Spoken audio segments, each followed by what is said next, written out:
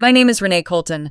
I am 36 years old, and for as long as I can remember, my family ran on a system. Not a fair one, not a kind one, just a system, the kind that gets built quietly over years until everyone inside it forgets it was ever built at all. They just think it is the truth. My older sister Dana was the beautiful one. My brother Trent was the driven one. And me, I was the one they introduced last, the one they mentioned briefly before changing the subject. The one who showed up in exactly 3 photographs across our entire childhood, and in 2 of them, someone else was standing in front of me. Last August, at our family's 4th of July, cookout held 2 weeks late because my mother could never get the dates right. My Aunt Carol walked me across the yard toward a woman I had never seen before. A woman in a linen blazer holding a coffee cup like she owned the afternoon. And without blinking, without pausing, without a single flicker of hesitation, my Aunt Carol said to this stranger, "Oh, this is just Renee." She waved her hand like she was clearing smoke. She is the one we never really worried about. I was 36 years old. I had driven 4 hours to be there. And I was standing in my mother's backyard in Georgia heat, being introduced as someone nobody ever had to think about. But here is what nobody at that cookout knew yet. That woman in the linen blazer was not a neighbor. She was not a friend of a friend. And what happened in the next 40 minutes changed the way every single person in that yard looked at me, and more importantly, changed the way I looked at myself. Welcome back to Adriana Justice Stories. If you have ever been the family member that people talk around instead of to, stay with me. This one is for you. Drop a comment below and tell me your family label. I read every single one. And if you are new here, please subscribe so you never miss a story like this. I was 8 years old the first time I understood that I was different inside my own family. Not different in the way that feels special. Different in the way that feels like a mistake someone made and never corrected. It was a Sunday in October. My mother was setting out the good dishes for a dinner with relatives from out of town. Dana got to sit at the main table with the adults. She was 11, and everyone kept saying how mature she was, how poised. Trent got to sit at the main table too. He was 9, and my uncle kept asking him math questions and clapping every time he answered correctly. I was told to sit at the folding table in the corner with the younger cousins. I was 8. I was not younger than anyone at that table, except one child who was 4 and mostly just threw crackers at people. I asked my mother why I could not sit with Dana and Trent. She looked at me the way you look at something you cannot explain and do not want to try. She said, "Renee, just eat your food." That was the answer I got for most of my childhood. Just eat your food. Just stay out of the way. Just let Dana have her moment. Just let Trent finish. Just wait. Always just wait. The label that stuck to me was not ugly the way some families do it. My family was more refined in their cruelty. They did it with volume. They simply turned the volume down on me until I was background noise. Dana got the piano lessons, the pageant fees, the new dresses before school photos. Trent got the tutoring sessions, the science camp, the laptop for his room. I got a library card and a lot of time alone, which, as it turned out, was the only gift they ever gave me that actually meant something. I read everything. Architecture books, engineering books, history books about old buildings and the people who built them. There was a decommissioned textile mill about 2 miles from our house in Macon, Georgia. Big red brick walls, rusted windows, a smokestack that still stood like it was waiting for someone to come back. I used to ride my bike there and just sit outside the fence and stare at it. I did not know then that I was looking at my future. I just knew it was the only thing in my life that felt like it had survived something. My mother, I found out much later, had wanted to be an interior designer. She had taken classes at the technical college the year before she married my father. She had a portfolio, hand-drawn room layouts, color schemes, furniture arrangements, the kind of work that showed a real eye. She put it in a box in the attic when she got pregnant with Dana and never touched it again. I did not know any of that when I was small. I just knew that every time I mentioned I wanted to build something, every time I drew a floor plan in the margins of my notebook, she got quiet in a way that felt like disapproval. It was not disapproval. It was something much more complicated. But I would not understand that until I was standing in her attic at 15, looking at a box labeled Sandra, College Do Not Open, and realizing that the woman who had spent my whole childhood telling me that design was not a real career had once believed with her whole heart that it was. I left home at 18 on a partial scholarship to Georgia Tech architecture program. My father drove me to campus without saying much. He was a man who communicated in actions more than words. He carried my boxes up 3 flights of stairs without complaining once. When he got back to the truck, he stood by the door for a moment, and he looked at me and said, "Build something they cannot walk past without stopping." 8 words. He drove away. I did not see him again until Thanksgiving. I built a career the way you restore a building. You do not start with the facade. You start with what is underground, what is holding everything up, what nobody sees but everything depends on. I worked nights through college. I did internships at the State Historic Preservation Office in Atlanta. I learned to read old buildings the way some people learn to read faces. I could walk into a structure that had been empty for 40 years and tell you what it was trying to become before someone gave up on it. My first major project came when I was 27. A 1910 county courthouse in a small town in southern Tennessee. The roof had failed. There was standing water on the second floor. The town council had a demolition vote scheduled. I drove down on my own, walked the building for 3 hours, wrote a restoration proposal overnight in a motel that smelled like carpet cleaner and old coffee, and presented it to the council the next morning. They gave me a 6-month extension and a budget that barely covered materials. I made it work. I found a retired craftsman in Chattanooga who still knew how to do plaster restoration the old way. I sourced reclaimed heart pine from a demolished barn 2 counties over. I slept in my car twice because I could not justify the motel cost during the final push.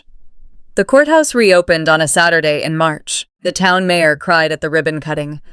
A local paper ran the story, then a regional one, then a preservation journal out of Nashville. My family did not know. I had stopped sharing after the Christmas when I mentioned my first published article, and my mother said, "That is lovely, honey," and then immediately asked Dana if she had decided on the kitchen renovation yet.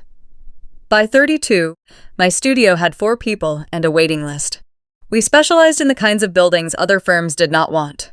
Old post offices, abandoned schools, rural churches where the congregation had shrunk to 11 people but refused to let the building go. We did 2 projects pro bono because the communities could not pay and the buildings were worth saving. By 34, a federal courthouse restoration in North Carolina won a National Preservation Award. Architecture journals that I had read in college as a student now had my name in them as a subject. My father knew. He had a folder in his desk drawer. I would learn this later, stuffed with printouts and clippings going back 7 years. Every article, every award announcement, every blog post from a small-town newspaper where someone had photographed the reopening of a building I had spent months bringing back to life. He printed them from his home computer, slowly. The kind of printing where you can tell the person typed the URL character by character because they did not know how to copy and paste. He never showed my mother. He never told Dana. He just kept the receipts in silence, which was its own kind of love, even if it was not the kind I needed. By the time of the August cookout, something had been developing professionally for about 2 months. A woman named Christine Elway, senior editor at a magazine called Preservation America, one of the most respected publications in historic architecture in the country, had been emailing me about a cover feature, a series on women in preservation. She wanted to profile my studio as the centerpiece of the series. We had been exchanging emails about logistics photo shoots, which projects to highlight. In one of those emails, I mentioned I would be in Macon the second weekend of August for a family gathering.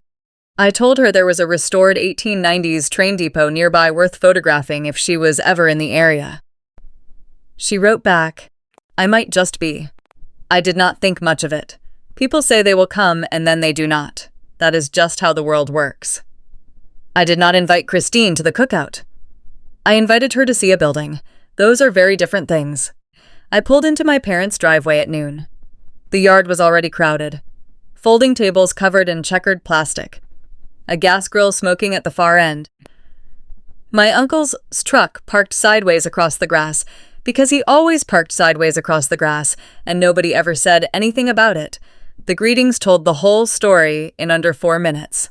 Dana arrived with her husband and their 2 kids. The yard changed temperature. Hugs, laughter. My mother already moving toward the grandchildren with her arms open. Dana, you look incredible. Dana, love that dress. Trent showed up 10 minutes later with a bottle of wine and news about a job promotion, and the yard lit up again. I walked in. Hey, Renee. Oh, you made it. Good to see you. My Uncle Ray, who is one of the few people in my family I have always trusted, squeezed my shoulder and said, "Glad you came," like he meant it. My Aunt Carol did not look up from the fruit salad she was arranging. My mother saw me and paused with a spatula in her hand. Renee. She said my name like she was remembering where she had left something. I was not sure you would make it with all your work stuff. I found my father in a lawn chair near the back fence, away from the noise, which was where he always ended up. He had slowed down in the past 2 years. A minor cardiac event the previous spring. Nothing catastrophic, the doctor said, but something that had shifted his face in a way I could not fully name. He looked at me when I walked up and squeezed my hand without saying anything. No words needed. There were name tags on a table near the entrance, pre-printed on sticky labels in my mother's handwriting. Dana, Marcus, Trent, Sandra, Gerald, Carol, Ray, and so on through every cousin and their spouses. I went through the whole pile twice. My name was not there. There was a blank label and a marker on the table, and I understood what I was supposed to do. 41 people at that cookout. I was the only one who wrote her own name. I found my seating situation when lunch was served. My mother had set a real table with chairs and place cards for the main group. Dana, Marcus, Trent, Mom, Dad, Carol, Ray.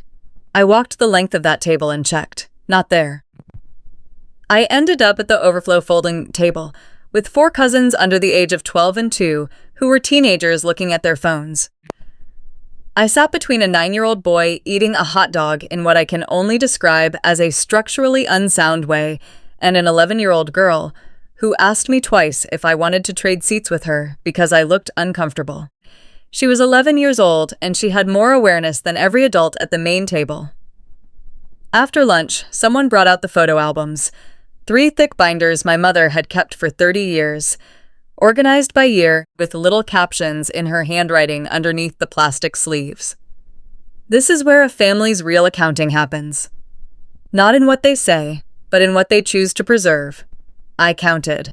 I have always been a person who counts things. Across 3 albums, and what I estimated was around 200 photographs, Dana appeared in over 160. Trent appeared in around 60. I appeared in 9.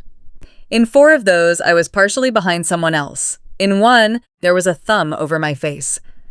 In the clearest photo of me, I was 7 years old, standing behind a large potted fern at a family Easter, in a dress that had been Dana's first, looking directly at the camera with an expression that I recognized immediately, as the look of a child who has already learned to stay small.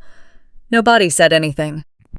Nobody flipped through 200 photographs and noticed that a member of their family had been systematically cropped out of the record. Dana, look how beautiful you were at this one. Oh, Trent, remember this trip? I slipped that photo of myself at 7, the one behind the fern, out of its plastic sleeve and put it in my pocket. I needed to keep it. 4 photos in 36 years. I needed at least one. I stepped away from the living room and walked down the hall to get some air.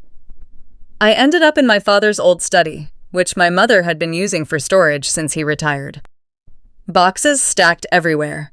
Winter coats on a rolling rack. On the floor near the closet, a box labeled in my father's handwriting. Renee, keep. I opened it. Inside was a folder held together with a rubber band, and inside the folder was every article ever written about me. Printouts from architecture blogs I had never read. A clipping from the Knoxville paper after the courthouse reopening. The full text of my National Preservation Award announcement, printed on 3 pages with the staple still in it. A photograph of me standing in front of the Tennessee courthouse on reopening day. printed on regular paper from a home printer. The colors slightly too warm, and the image slightly pixelated in the way that only happens when someone prints something at home because they want to hold it in their hands. 8 years of clippings. He had been collecting them since my first published project and never told a single person in this family. I sat on the floor of that storage room, holding 8 years of my father's silent witness. I did not cry. I just held it. If you have ever discovered that someone loved you quietly, in a way they never knew how to say out loud, you know exactly what that moment felt like. I am going to pause right here. Because what happens next is the part that changes everything. And if you are watching this and you have ever been the person your family introduced as an afterthought, I need you to stay with me. I walked back out to the yard. The afternoon had softened into that gold-lit stretch before evening. Kids were running through a sprinkler near the back fence. The grill had gone cold. Someone was playing music through a phone propped against a cooler. A silver car I did not recognize pulled into the driveway, out-of-state plates. The driver's door opened and a woman stepped out, about 50 composed, wearing a linen blazer over a white shirt. She had a leather portfolio bag over one shoulder, and she looked around the yard the way someone looks at a situation they were not fully prepared for. It was Christine Elway.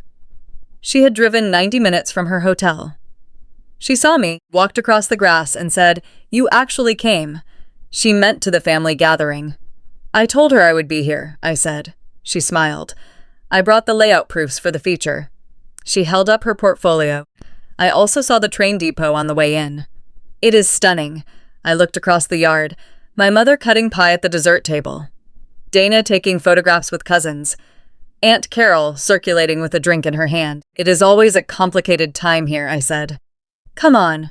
We sat down at the folding table, the kids' table. Christine opened her portfolio and spread out printed photographs of my completed projects. Full color, high resolution, the courthouse, the library in Tennessee. A post office in Kentucky, she said, the county had wanted to demolish for a parking lot. She sat at the kids' table with me, the first adult who had ever chosen to. It took Aunt Carol approximately 8 minutes to notice. She had a gift for detecting anything that deviated from the family script, and a well-dressed stranger sitting at the kids' table with professional photographs spread out in front of her was a significant deviation. She walked over with her drink, pushed her sunglasses up on her head, smiled the way she always smiled when she was performing. "Well, hello there." She looked at Christine. "Are you a friend of someone's?" I started to answer. Aunt Carol turned to Christine before I could finish, and in the same casual, practiced tone she had been using my entire life, said, "Oh, this is just Renee." She waved her hand. "She is the one we never really worried about." She said it like it was charming, like it was the kind of thing a family says with warmth, like it was endearing. Christine went still, not visibly upset, still in the way that a person goes still when they have just decided something. She looked at Carol, then she looked at me, then she looked back at Carol. "I am sorry. Could you say that again?" Carol laughed. "Oh, it is just a family joke. Every family has that one person, right?" She waved her hand again, the same dismissive wave I had been watching since I was in elementary school. Christine did not laugh. She set down her coffee cup slowly and deliberately. She looked at me and said quietly, "May I?" I looked at her. "They will not care," I said. She said, "I am not asking if they will care. I am asking if you will let me." I looked across the yard. My father in his lawn chair, my mother slicing pie with surgical precision, Dana laughing with a cousin. 41 people who had spent 36 years not looking at me. I nodded. Christine stood. She smoothed her blazer. She picked up her portfolio. And she walked to the main table with the kind of calm authority that comes from spending 20 years knowing exactly how important your words are. "Excuse me." She did not raise her voice. She did not need to. The people at the main table turned, then the second table, then the kids near the sprinkler. Someone turned the music off. 41 people turned toward a woman none of them had ever seen before. "My name is Christine Elway. I am the senior features editor at Preservation America magazine." She let that sit for exactly 1 second. "I drove 90 minutes to be here today." And then she said the 8 words that rewrote 36 years. I am here because of your daughter, Renee. She pointed at me. Not a dramatic gesture, just a simple factual extension of her arm. The way you identify something that matters. The yard went completely silent. The kind of silence where you can hear a car passing on the street outside. Christine opened her portfolio. She held up the first photograph. My restored courthouse in Tennessee. Afternoon light on the stone facade. This building was scheduled for demolition 4 years ago. Your daughter wrote the restoration proposal overnight and presented it to the town council the next morning. It won the National Preservation Award last year. She held up the second photograph. A 1920s library in Alabama with arched windows and a rebuilt copper roof. Her first major project. She was 27. The town named the reading room after her. A third photograph. A red brick post office in eastern Kentucky. The county wanted to replace it with a surface parking lot.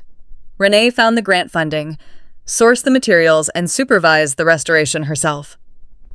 The postmaster cried at the reopening. He had worked there for 28 years.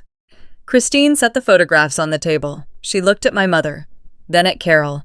Then she looked around the yard, face by face, table by table. Renee Colton is one of the most respected preservation architects working in the American South today. She has saved 14 buildings across 5 states. We are running her story as our November cover feature. She paused. And then she said the 4 words that landed like stones in still water. I assumed you knew. No judgment in it. No performance. Just clear, professional, devastating certainty. Carol's mouth opened. Nothing came out. My mother recovered first. Instinct. Decades of controlling the family narrative had built a reflex faster than honesty. Well, of course. Her voice was bright in the way that things are bright when they are covering something. We have always been so proud of Renee. She smiled the smile that stopped at her cheekbones and stayed there. I said nothing. I watched my mother perform pride for a room full of people who had watched her demonstrate the opposite for 36 years, and not one of them looked surprised. Carol recovered next. Oh, I was just teasing earlier. You know how families are. She reached for my arm. I took 1 step back, just enough that her hand closed on empty air. Dana crossed her arms.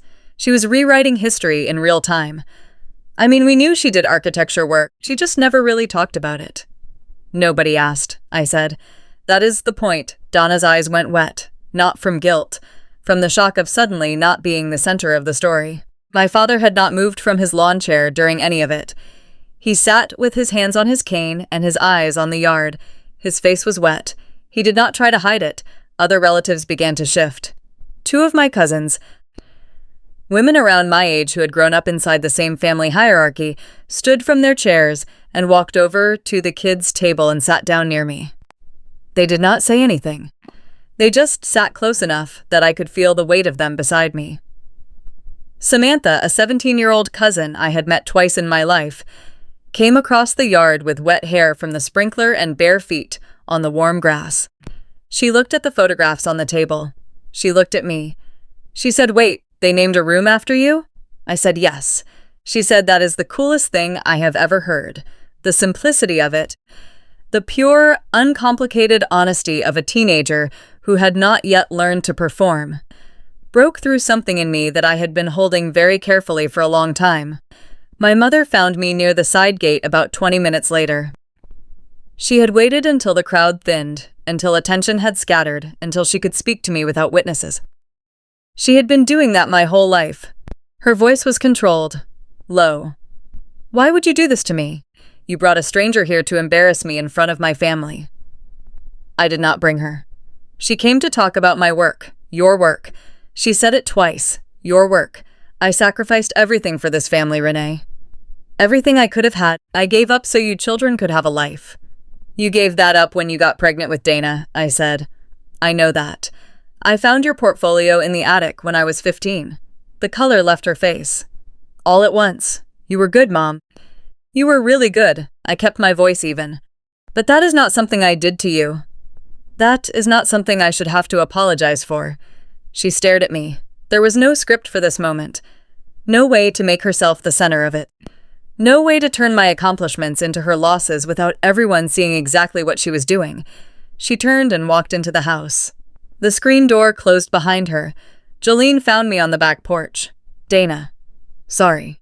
36 years with this family, and I still occasionally reach for the wrong name when I am thinking fast. Dana found me on the back porch, arms crossed. The expression of someone preparing to be very reasonable while saying something that is not. You could have just told us, she said. We would have cared. I told you about the courthouse award at Thanksgiving 2 years ago, I said. You asked if it was like flipping houses. She shifted her weight. I did not know it was this big. That is the point, I said. You did not ask. You never asked. Her eyes filled, not with guilt. With the discomfort of someone who has just realized that the story she has been living in is not the only story in the room. You always make everything about yourself, she said. I let that sentence hang in the air of the porch. I let every person within earshot hear it. I let Dana hear herself say it to the sister who had spent 36 years being nothing in this family. You had 36 years of everything being about you, I said. I am having one afternoon. She opened her mouth, closed it, walked inside. I found Christine near her car. She had the formal offer letter in an envelope and she handed it to me. Cover feature, November issue. Photo shoot in New York in October. Thank you, I said. For coming. For all of it, thank your buildings, she said. They did the work. I looked back across the yard one more time. Carol was sitting alone near the fence, her sunglasses off, looking at nothing in particular. Without the performance, she looked tired. Dana was on the far side of the yard with her back to everyone, on her phone. My mother was inside. 2 aunts who had always orbited her were hovering near the screen door, performing concern in the way this family performed everything. Uncle Ray caught my eye from across the grass. He gave me a nod. The nod of a man who had watched all of it and knew he should have said something years ago. Samantha came running back one more time, out of breath. Can I come see one of the buildings? Like actually visit? Anytime, I said. I will give you the full tour. She hugged me, quick and fierce, and ran back toward the sprinkler. I went to find my father. He was still in his lawn chair under the oak near the back fence, where he had been all afternoon. I pulled a chair next to his and sat down. I took his hand. I found the folder, Dad. In the study. All those clippings. His jaw tightened. He looked at the oak branches above us. 8 years, I said. You kept 8 years. His voice, when it came, was low. Should have been louder about it.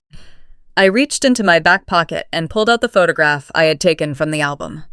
Me at 7, behind the fern, in the hand-me-down Easter dress, looking straight at the camera. I held it up so he could see it. Then I reached into my bag and pulled out one of Christine's printed layout proofs. A photograph of me standing in front of the courthouse, 36 years old, arms at my sides, looking directly into the lens. Same girl, I said. My father took both photographs. He held them the way you hold something you are afraid of dropping. He looked at the one of me at 7 for a long time. Then he looked at the one of me at 36. His chin trembled once. He nodded. I got in my car as the sun was going gold and low over the tree line. The envelope with the offer letter was on the passenger seat. The layout proofs, the old photograph from the album, and a copy of the one from my father. One for me, one for you, he had said, pressing it into my hand as I stood to leave. I pulled out of the driveway. I did not look in the mirror. About an hour into the drive, my phone buzzed in the cup holder. I glanced at it at a red light, a text from my father. Always been proud. I pulled into a gas station parking lot, put the car in park, and read it 4 times. The screen blurred. I wiped my eyes with the back of my hand and sat there for a few minutes with the engine running and the radio off. Then I drove home. 3 months later, the November issue came out. My face was on the cover. The face my family spent 36 years treating like background noise. On the cover of a national magazine, standing in front of a building I had pulled back from the edge of disappearing, looking directly into the camera, steady and present and accounted for, my father framed it. He hung it on the living room wall. My mother did not take it down. She also did not mention it. It just became a fact in a house that had spent decades avoiding certain facts about me. Donna texted once. Saw the magazine. Looks great. I replied. Thank you. Nothing more. Carol has not spoken to me since August. Ray sent a handwritten letter on legal pad paper. It said, I saw it happening all those years and I stayed quiet. That is not something sorry covers, but it is what I have. I folded it and put it in my desk drawer. That winter, I submitted a restoration proposal for a shuttered textile mill in a town outside Macon. The same mill I used to ride my bike to as a kid and sit outside the fence and stare at. The same building I looked at for years without knowing what I was really looking at. The town council approved it in February. We broke ground in March. Some buildings wait a long time for someone to look at them the right way. So do some people. Here is what I know now, and I mean this as plainly as I can say it. You cannot restore a family that has decided its damage is a feature and not a flaw. But you can build a life so solid, so genuinely yours, that their version of you stops being the one you wake up believing. I spent 36 years trying to earn my place at the table. Turns out the table was always the wrong measurement. I was not too small for the room. I was in the wrong room. I was never the one nobody worried about. I was the one who went quiet long enough to build something they would never be able to ignore. That is my story. If it reminded you of your own, share it with someone who needs to hear it today. Drop a comment below. Tell me your label. And if you are new here, subscribe. Because every week I bring you stories about real people who stopped waiting for permission to matter. I will see you in the next.